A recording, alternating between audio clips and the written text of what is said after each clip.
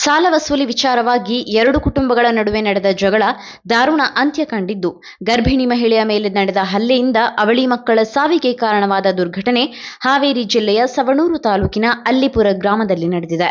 March 28ರಂದು ಈ ಘಟನೆ ನಡೆದಿದ್ದು, ಸಾಲವಾಗಿ ನೀಡಿದ್ದ 30,000 ರೂಪಾಯಿಯನ್ನ ವಾಪಸ್ಸು ಪಡೆಯಲು ಹಾಲವ್ವ ಎಂಬ ಮಹಿಳೆ ತನ್ನ ಮಗಳ ಸೀಮಂತ ಕಾರ್ಯಕ್ರಮದ ನಿಮಿತ್ತ ಅಲ್ಲಿಪುರ ಗ್ರಾಮಕ್ಕೆ ಬಂದಿದ್ದರು. ಈ ವೇಳೆ ಹಣ ವಾಪಸ್ಸು ನೀಡಲು ಸ್ವಲ್ಪ ಸಮಯ ನೀಡುವಂತೆ ಬೇಡಿಕೊಂಡಿದ್ದರು. ಮಾತಿನ ಚಕಮಕಿ ಜಗಳಕ್ಕೆ ತಿರುಗಿದೆ.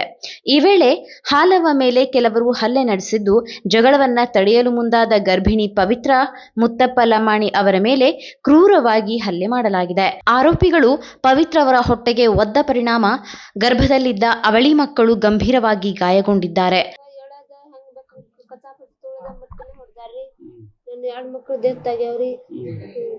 ಕರ ಹೋಗಿ ಹೊಡ್ದಾರ ಹೇಳದ್ ನಾನು ಏನ್ ರೊಕ್ಕ ಕೇಳಕ್ ಹೋಗಿದ್ರಿ? ಎಷ್ಟು ರೊಕ್ಕ ಕೇಳಕ್ ಬಂದಾರ. ಅವ್ರು ಕೇಳ್ರಿ ನಮಗ್ ಹೇಳದ್ ಹೆಂಗ್ ಬೇಕಂತ ಹೇಳದ್ ಬಿಡಿಸಿ ಕಚ್ಚಾ ಕಚ್ಚಾ ತುಳ್ದಾರಿ. ಇವೆಲ್ಲಾ ಹುಟ್ಟಿ ಹೊಡ್ದಾರ.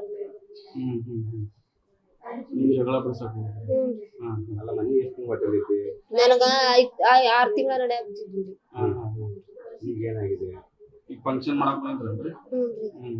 ಈಗ ಹೊಟ್ಟೆ ತುಳಿದ ಎಲ್ಲಾ ಇದು ಮಾಡಿ ಹೋಗ್ಯಾರ್ರಿ. 6 ತಿಂಗಳ ನಡೆಯಾಗ್ತಿದ್ವಿ. ಎಷ್ಟು ಜನ ಇದ್ರು? 3 ಗಂಡು ಮಕ್ಕಳು 1 ಹೆಣ್ಣು ಮಗಳು ಇದ್ರು. 4 ಜನ ಇದ್ರು. ಘಟನೆ ಬಳಿಕ ಪವಿತ್ರ ಅವರನ್ನ ಜಿಲ್ಲಾಸ್ಪತ್ರೆಗೆ ದಾಖಲಿಸಲಾಗಿದ್ದು, ಚಿಕಿತ್ಸೆ ವೇಳೆ ಅವಧಿ ಪೂರ್ವವಾಗಿ ಜನಿಸಿದ 2 ಶಿಶುಗಳು ಸಾವನ್ನಪ್ಪಿದ ದುರ್ಘಟನೆ ನಡೆದಿದೆ. ಪ್ರಸ್ತುತ ಪವಿತ್ರ ಅವರು ಜಿಲ್ಲಾಸ್ಪತ್ರೆಯಲ್ಲಿ ಚಿಕಿತ್ಸೆ ಪಡೆಯುತ್ತಿದ್ದು, ಅವರ ಸ್ಥಿತಿ ಆತಂಕಕಾರಿಯಾಗಿದೆ. ಅವತ್ತ ನನ್ನ ಮಗಳಿಗೆ ಈ ಸಿರಿ ಮಾಡ್ಬೇಕಂತೇಳಿ ಹೋಗಿದ್ರಿ.